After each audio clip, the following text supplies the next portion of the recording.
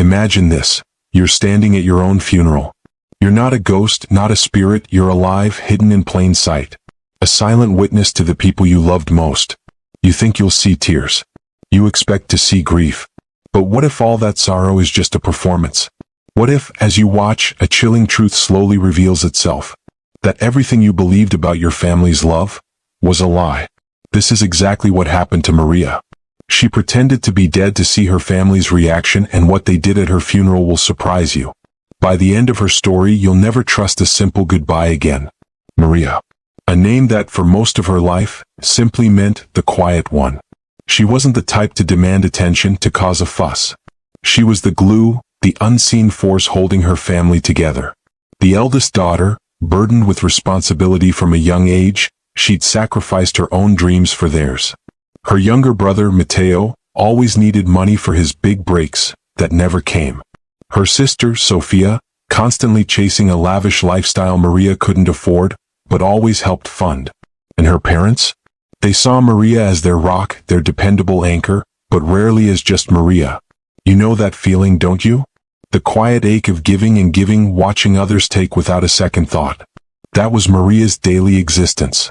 She worked 2 jobs, sometimes 3, just to keep the family afloat, to pay Matteo's rent, Sophia's credit card bills, and her parents' medical expenses. Her own apartment was modest, her clothes simple, her life devoid of the luxuries she provided for others. She yearned for a genuine connection, a moment where someone would look at her and see her, not just what she could provide.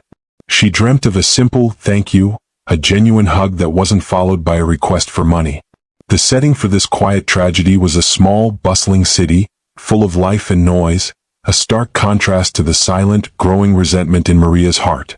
Her apartment, a sanctuary of sorts, became the place where she'd collapse after long shifts, the only witness to her silent tears. The family home, on the other hand, was always vibrant, full of laughter that often felt hollow to Maria, knowing the cost. The central conflict wasn't a sudden explosion, but a slow, suffocating burn.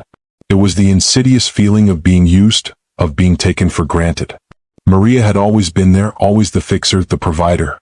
But lately, a new, chilling thought had begun to take root in her mind. What if I wasn't here? Would they even notice?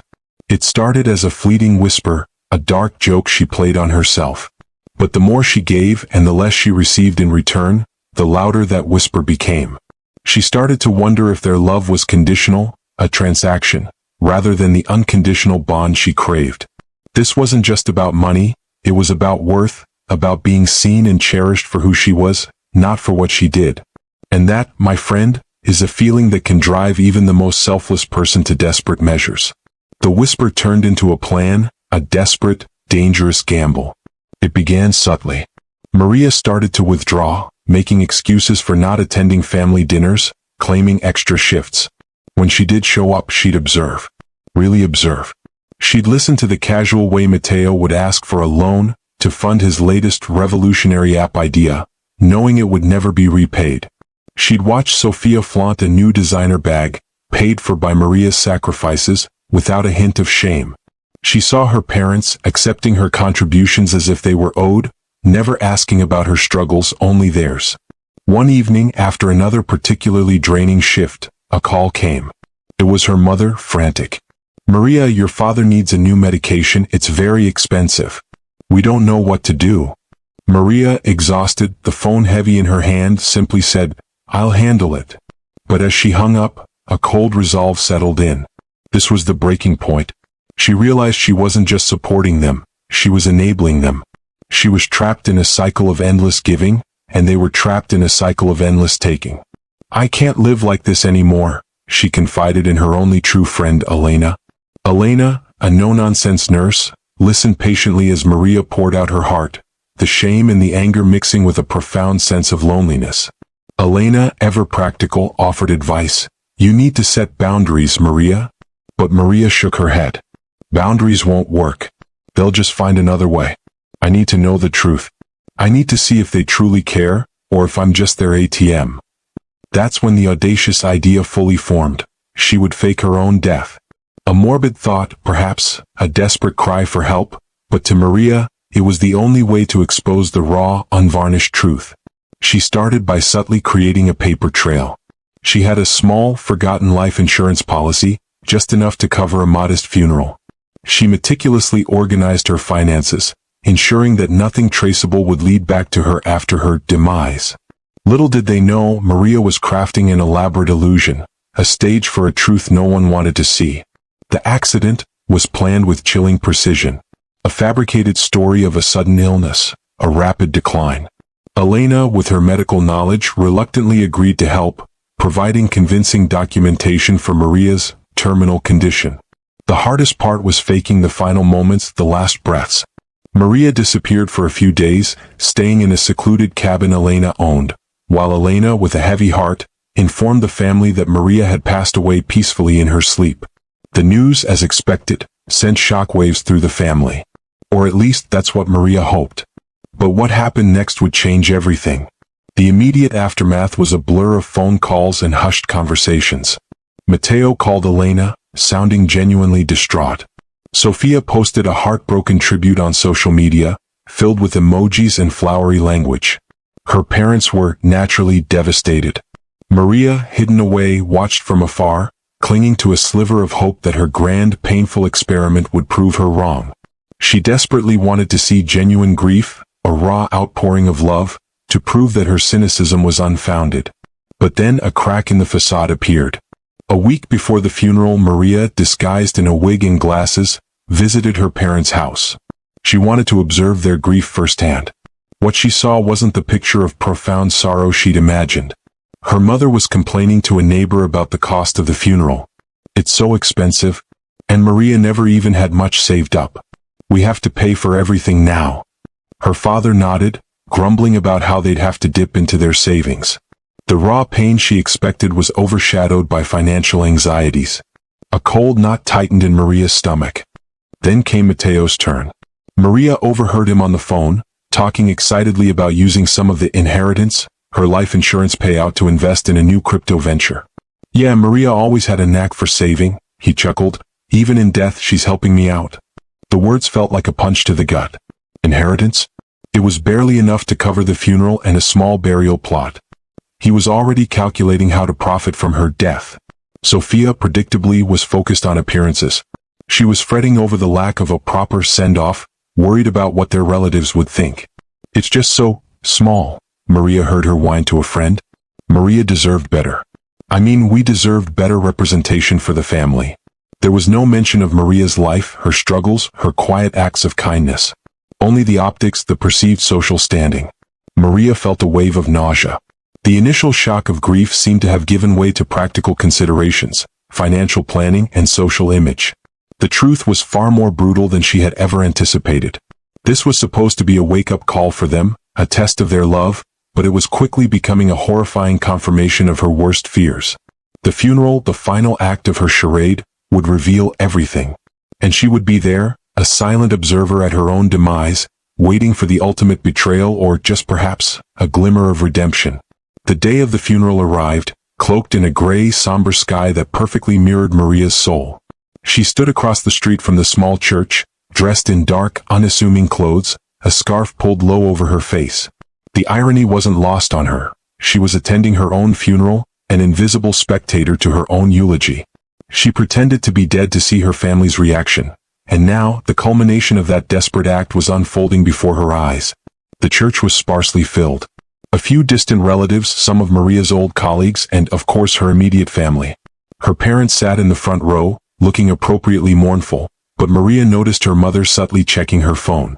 Matteo, fidgeting in his seat, seemed more concerned with the time than the proceedings. Sophia, however, was in her element. Dressed in an expensive black dress, she dabbed at her eyes with a lace handkerchief, casting glances around the room, making sure she was seen. The eulogy began. A distant cousin spoke vaguely about Maria's kind heart and generosity, but the words felt hollow, generic. There was no real insight, no personal anecdotes that painted a vivid picture of Maria's life. It was as if they were talking about a stranger, not the woman who had sacrificed everything for them. Maria's heart, already heavy, sank further. She'd always imagined a funeral as a celebration of life, a heartfelt farewell. This felt like a formality, a chore. Then came the moment Maria had both dreaded and yearned for, Her family's turn to speak. Her father, clearing his throat, stood up. Maria was a good daughter, he began, his voice wavering slightly. Always there for us. She will be missed. He spoke for less than a minute, his words rehearsed, devoid of genuine emotion. No memories shared, no tales of her unwavering support. Just a brief, almost perfunctory acknowledgement. Next, Mateo. He swaggered to the podium, a forced solemnity on his face. He spoke about Maria's legacy of financial foresight, and how she always believed in his dreams. He even managed to subtly hint at the difficult financial situation the family now faced, implying that her passing had left them in a lurch, rather than acknowledging her past contributions. Maria felt a surge of incandescent rage. He was using her funeral to garner sympathy and lay the groundwork for future financial demands. But it was Sophia who delivered the final, crushing blow. She stepped up, a tear artfully rolling down her cheek. "My dear sister Maria," she began, her voice dripping with artificial sorrow. "She always wanted the best for us. She was so selfless." Then she paused dramatically before continuing, "And it's just so tragic that she never got to experience the finer things in life. She always worked so hard to provide for us but never truly lived." Maria flinched. Sophia wasn't mourning Maria. She was mourning the loss of her personal benefactor, lamenting the end of Maria's financial support, subtly shaming her for not having lived a more glamorous life while she was alive, a life Sophia herself was enjoying thanks to Maria. The words hung in the air, a poisonous gas. Maria, watching her own funeral, her loved ones eulogizing her with such thinly veiled self-interest, felt a profound, chilling emptiness. There was no genuine heartbreak, no raw, inconsolable grief. Only a calculated performance, a public display of mourning intertwined with thinly veiled complaints about lost resources and future inconveniences. The family she had dedicated her life to, the people she had sacrificed everything for, were not grieving her. They were grieving what she represented, their safety net, their ATM, their quiet benefactor. The opening hook echoed in her mind. She pretended to be dead to see her family reaction. "What they did at her funeral will surprise you." It was more than surprising. It was devastating. This wasn't just a betrayal. It was an erasure of her very being. The truth, ugly and raw, had been laid bare. Maria didn't stay for the burial. The finality of the eulogies, the cold, calculating words of her family, had stripped away any lingering hope. As she walked away from the church, the gray sky seemed to lift slightly, a strange sense of clarity washing over her. The illusion was shattered. The people she had considered her family, the very core of her existence, had shown their true colors. And in that raw, painful truth, Maria found a strange kind of freedom. The next few months were a blur of quiet, determined action.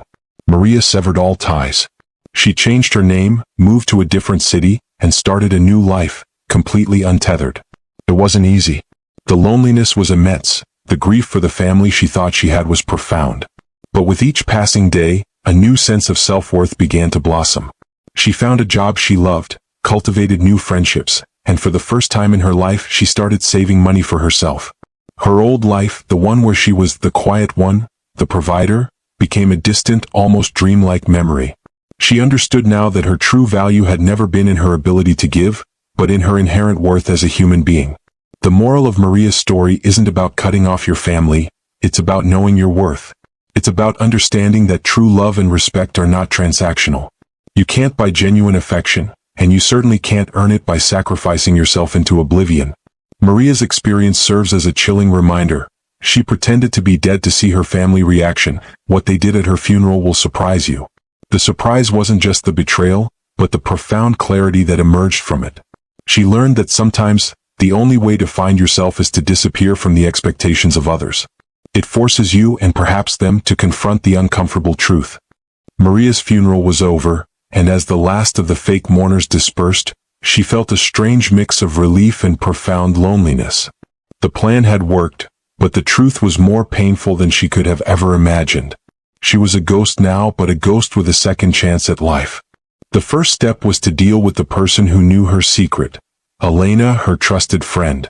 Maria went to Elena's apartment, a quiet refuge in the heart of the city, and began to process the weight of what she had done. The conversation was difficult. Elena, ever the pragmatist, was worried about the legal and emotional consequences. But Maria was firm.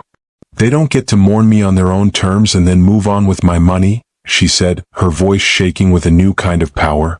I am going to reclaim my life, and they are going to face the consequences of their actions. This wasn't about revenge, it was about justice. It was about forcing them to see the person they had so carelessly discarded. The first week was a period of transition. Maria lived in a state of hyper-awareness, watching her family from afar, a silent shadow. She saw Matteo, excitedly planning a trip to a casino with his inheritance. She saw Sophia buying a new wardrobe with money she assumed was a posthumous gift from her selfless sister. And she saw her parents, still complaining about their new financial struggles now that Maria was gone. The casual way they spoke about her as a problem solved, a burden lifted fueled a cold, unwavering resolve in Maria's heart. But then an unexpected phone call changed everything. It was the life insurance company. Matteo had filed a claim, eager to collect his share of the payout. The claim was modest, barely enough to cover the funeral, but the sheer audacity of it, so soon after her death, was a fresh betrayal. This was the final straw. She realized her family wasn't just selfish, they were vultures. Maria knew that simply revealing she was alive wasn't enough. She had to hit them where it would truly hurt, their wallets and their public image. Maria's plan was meticulous, a trap built with the same precision and quiet determination she had always used to help them. She knew the life insurance claim would have to be handled by a lawyer, and she knew her family would be desperate for money. This was her opening. She first hired a private investigator to document everything. Matteo's gambling habits, Sophia's extravagant purchases, her parents' continued financial mismanagement. She needed undeniable proof of their greed, a record of the lives they had been living at her expense. Then, with her old ID and a new sense of purpose, she walked into the law office handling the life insurance claim. The lawyer, a slick, weary man named Mr. Davis, was startled. He looked at the woman who was supposedly deceased, then at the death certificate, his face a mixture of confusion and disbelief. "My name is Maria Rossi," she said, her voice steady, "and I am very much alive." The conversation that followed was surreal. Maria presented her evidence, detailing how she had faked her death to uncover the truth about her family. Mr. Davis, at first skeptical, grew wide-eyed as she laid out the facts. The financial exploitation, the self-serving eulogies, the immediate, greedy life insurance claim. He saw not a liar but a woman seeking justice. He agreed to help, but only on one condition. Maria had to confront her family in person with him as a witness. The confrontation was scheduled under the guise of a final reading of Maria's will. The family arrived, dressed in their Sunday best, their faces a mixture of solemnity and barely contained excitement. They thought they were about to get their hands on a non-existent fortune. The moment Maria walked into the room, a collective gasp filled the air. Her mother dropped her purse. Her father's face went white. Matteo looked as if he had seen an actual ghost. But Sophia? Sophia's immediate reaction was to check her new designer watch, as if she were annoyed by the interruption to her day. "Hello, everyone," Maria said, her voice a calm, powerful counterpoint to the chaos. "Surprised to see me?" The accusations began instantly. "How could you do this to us?" her mother cried. "We were heartbroken. You nearly gave me a heart attack. We thought you were dead, Maria." Matteo stammered, his bravado gone. "You should have seen the funeral. It was so sad." Sophia sobbed, her tears instantly drying as she saw Maria's unwavering gaze. They weren't asking why she faked her death. They were angry that their carefully constructed narrative of grief was now a lie. They were furious that she had disrupted their lives and, most importantly, their plan to cash in on her legacy. Maria's gaze met each of their eyes. "Don't you dare," she said, her voice low and dangerous. "Don't you dare pretend your grief was real. I was there. I heard every word you said. Every complaint, every financial calculation, every little wish you had that my death would solve all your problems." Mr. Davis then stepped forward. "Mrs. Rossi is here to inform you that she is not deceased. She is also here to inform you that the life insurance policy you attempted to claim has been voided. And furthermore, she has chosen to press charges for fraud and financial exploitation against you." The room erupted. Threats, pleas, tears, they tried everything. They tried to guilt-trip her, to blame her for their own problems. But Maria stood firm. The emotional manipulation that had controlled her for so long was now powerless. "I didn't do this to punish you," she said, and for the first time, her voice cracked with genuine sadness. "I did this to save myself. I did this because I needed to know if you loved me or if you only loved what I could give you. And now I know." The fallout was swift and brutal. The charges were dropped on the condition that the family enter counseling and pay back every cent Maria had given them over the years. They were also forbidden from contacting her for a period of 10 years. It was a deal of Maria's making, a final act of tough love. Her parents, shamed and faced with their own financial recklessness, were forced to sell their family home. Mateo's dreams of a casino-funded app vanished, and Sofia was left to support her own lifestyle. The family she had protected from a harsh world was finally forced to face it. Maria's own life was a different story. She found a new city, a new job, and a new circle of friends who saw her for who she was, not what she had. She learned to set boundaries, to say no, and to truly live for herself for the first time. The silence that once plagued her heart was now filled with the joy of her own accomplishments. She realized that the greatest justice wasn't revenge, it was peace. The surprise wasn't just in their betrayal, it was in her strength to overcome it. What if this happened to you? What truth would you be willing to expose, even at the cost of losing everything you once held dear? This is not just a story about family, it's a story about the lies we tell ourselves to maintain relationships and the courage it takes to confront the truth, even when it hurts. So what's the lesson here? It's that you can't buy love. You can't earn respect by sacrificing your own well-being. And sometimes, the only way to find yourself is to disappear from the expectations of others. Maria's journey was a painful one, but it led her to a freedom she never thought possible. I've always been fascinated by stories like Maria's, where a simple act of deception reveals a profound truth about human nature. It makes you wonder about the relationships in your own life. Are you truly seen for who you are, or for what you can provide? I want to hear from you. Have you ever felt like Maria? Have you ever had to draw a line in the sand to protect yourself? Let me know in the comments below. And as always, thank you for watching. Do you want to see more stories like this? Make sure to like and subscribe.